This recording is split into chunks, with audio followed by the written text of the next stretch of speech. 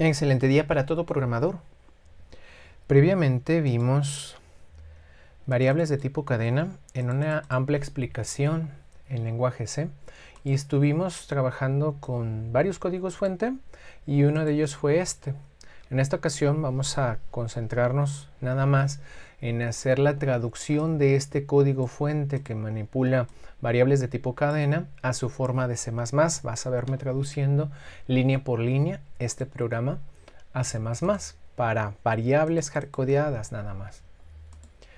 Hoy es miércoles 23 de septiembre de 2020 y comenzamos. Entonces, de este código fuente habríamos de hablar tantito acerca de estos archivos de biblioteca. Si yo borro este código fuente, lo guardo, lo compilo, notarás que aquí sale un warning en la línea 10. Aquí para el printf dice declaración implícita incompatible de una función embebida llamada printf. En pocas palabras, sin saber tanto de inglés, si te sale una línea como esta, hablándote de printf o de cualquier instrucción que tú pusieras, pues lo que te quiere decir el compilador es que no reconoce esa instrucción. Y no la reconoce porque borramos las líneas de código fuente donde se especifica cómo funciona esta instrucción. Esta instrucción está especificada en este archivo de biblioteca, en stdio.h. De hecho, este código fuente funcionaría si yo borro este segundo include. Lo guardo y lo compilo y si te fijas salen 0 errores y 0 advertencias. Normalmente todo proyecto de lenguaje C pues te incluye por defecto estos dos archivos de biblioteca en la plantilla porque un programa que tuviera suficientes o bastantes líneas de código fuente para hacer un programa bastante significativo en su diseño y no algo tan elemental, pues se utilizaría ambos archivos de biblioteca, alguna instrucción que está especificada en stdio y alguna instrucción que está en stdlib. Aquí dice stdio porque significa entrada-salida estándar, a eso se refiere, y stdlib pues archivo de biblioteca estándar, a eso se refieren esos nombres. Entonces a la hora de traducirlo al lenguaje C++, pues también vamos a cambiar los archivos de biblioteca porque son diferentes para el lenguaje C++. Me vas a ver haciendo esto. Yo cierro este código fuente y me vas a ver acá que se encuentra el código fuente en esta carpeta y notarás que aquí el nombre del archivo main.c tiene la extensión precisamente del nombre del archivo. Aquí dice main.c porque estamos hablando de un código fuente en lenguaje C. Este código fuente pues se ve la extensión del archivo, pero quizás en Windows no se ve la extensión del archivo. Y no se ve la extensión del archivo en tu navegador de carpetas de Windows, porque Windows pues normalmente tiene la precaución de que algún usuario novato no vaya a estropear la extensión del archivo. Si modificas la extensión del archivo sin saber lo que haces, podría quedar ese archivo inoperable, ¿verdad? Y que tú no sepas cómo repararlo. Por eso Windows oculta la extensión del archivo, pero Linux pues confía en que tú sabes suficiente acerca de los nombres de los archivos y pues no te lo oculta la extensión. Si tú no puedes ver la extensión de un nombre de archivo, pues tú necesitarías hacer una googleada que pusieras en Google cómo ver la extensión de un archivo en Windows 10, digamos, que tuvieras Windows 10, y pues tú ahí le das un recorrido a ver dónde encuentras un video que te explique pasito a pasito cómo visualizar la extensión del archivo. Entonces, ya que la pudieras ver la extensión del archivo, pues aquí en la parte superior izquierda de tu teclado encuentras la tecla F2, ¿sí? Y entonces aquí vamos a cambiarle con las flechitas, nos vamos a mover a la parte final del nombre del archivo para ponerle .cpp. Vamos a dejar el nombre del archivo que diga main.cpp de C++, o sea C++. Le das Enter y si te fijas el icono del archivo ya cambió porque el sistema operativo asocia un icono a cada extensión de archivo. La extensión CPP, pues la vamos a utilizar este código fuente C++. Todavía no está en lenguaje C++.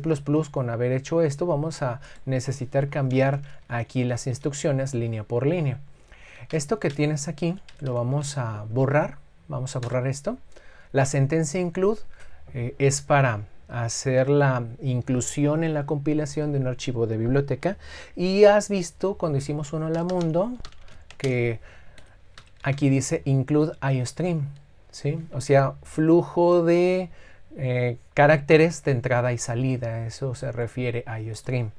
Y te acordarás en el hola mundo en C++ que aquí le ponemos using, ahí decía en la plantilla, using namespace std. Necesitamos que la parte superior del código fuente de C++ diga esto para que funcione lo que querramos programar dentro del ámbito de main, dentro de estas llaves que abren y cierran. Y pues aquí vimos, si te acuerdas, en lenguaje C, que no podíamos declarar dos variables en la misma línea. Te lo expliqué en ese video del lenguaje C, pero resulta que en lenguaje C++ sí podemos declarar dos variables de tipo cadena con el tipo de dato string, ¿sí? El tipo de dato char asterisco también lo puedes utilizar en C++ porque C++ es evolución. En pocas palabras, hay mucho que platicarte al respecto, pero en pocas palabras es una evolución del lenguaje C. Entonces tú puedes utilizar todo lo que sabes hacer del lenguaje C en C++. Solo que aquí existe en C++ un tipo de dato para las cadenas, para el tipo de dato cadena. Es la palabra string la que tú utilizarías, así como la ves en minúsculas, para decirle al compilador que quieres dos variables de tipo cadena. Y entonces estas líneas funcionan igual, pero pues necesitamos cambiar el printf porque este funciona en lenguaje C, pero en C++ es diferente. Lo hemos visto cuando hablábamos de las variables de tipo entero en C++. ¿Sale? Entonces aquí vamos a cambiar esta instrucción, vamos a seleccionar ese texto y lo vamos a borrar, ¿sí? Y al ponerle escape se borra cualquier cosa que te aparezca allí que no quieras que aparezca. Escribimos cout espacio y luego el operador de flechitas y luego un espacio. Lo llamo de operador de flechita para que lo asocie tu cabecita en que parece una flecha, pero realmente se llama operador de corrimiento, operador de corrimiento. Entonces estamos diciendo que se mande a la consola como salida hacia la consola, eso significa cout, console output, se mande este texto que viene aquí a continuación y tenemos que quitarle este paréntesis de cierre. ¿Sale? Podemos dejar de momento estos saltos de línea que también funcionarían en lenguaje C++.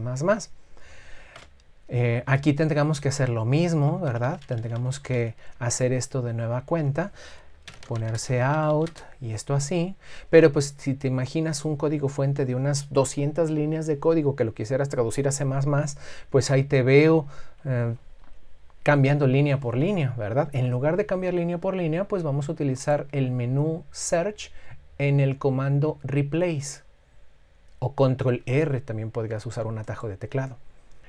¿Qué texto vamos a buscar? Dice aquí, quiero que busques printf, paréntesis. Quiero que busque printf y que lo reemplace por cout, espacio, flechita, espacio.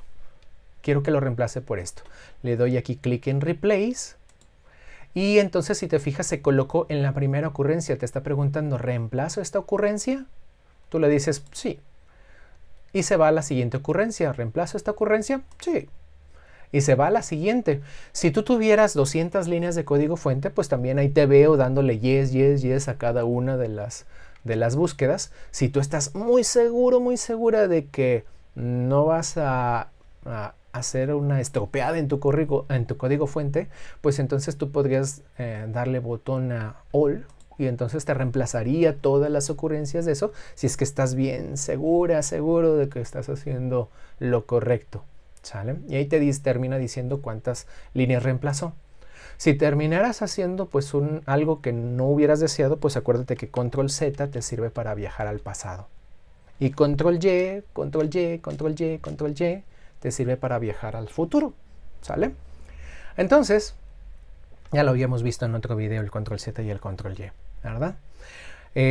Aquí al final tenemos un paréntesis que tenemos que borrar porque estos paréntesis son necesarios en las instrucciones del lenguaje C, pero en este caso para esto de C++, para imprimir, pues no la necesitamos. Así es que borramos esos paréntesis, te aseguras de que tu código fuente que estés escribiendo en tu compu sí te quede de esta manera, y le vamos a dar control S y control F9, a ver qué dice. Dice advertencia. Aquí yo encuentro un operador coma que no tiene efecto. ¿Qué me está faltando? Se supone que yo quería imprimir el nombre de una persona, pero en lenguaje C es poniendo %S y eso se reemplaza por el contenido actual de la variable. Ahora, bueno, pues a ver, aquí tengo un salto de línea, ¿sí? Ese salto de línea yo tendría que ponerlo aquí con espacio, flechita, espacio, una cadena, ¿sí? Cadena que abre, cadena que cierra, y poner S diagonal invertida N si yo quisiera que quedara tal cual. Si yo quisiera que quedara tal cual, pues podría poner esto. Y entonces procedo a borrar esta parte de aquí. Luego, pues esta coma no funciona con cout. Tú tendrás que borrar la coma, espacio, flechita, espacio, y entonces ya puedes borrar este %S. Y ya nos quedó exactamente como estaba en lenguaje C, ¿sale?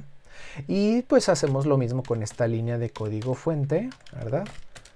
Mandamos el apellido a la pantalla y luego podríamos poner este diagonal invertida N, ¿verdad? O podrías poner end L, ¿verdad? Como lo sabes en lenguaje C++ está el end L para el salto de línea. Hay una diferencia importante que lo platicaremos en otro video acerca de utilizar el salto de línea de esta manera o utilizarlo de esta otra, pero eso será materia de otro video, ¿sale? Lo vamos a guardar, compilar, y si te fijas 0 errores y 0 advertencias, y pues lo podemos correr para ver que sí termine funcionando como lo teníamos aquí, ¿sale? Entonces, lo dejamos en esta situación. Gracias por estar allí. Escribe en comentarios tus preguntas o que todo está súper y que sí entendiste. Dale like y comparte. Nos vemos en próximos videos.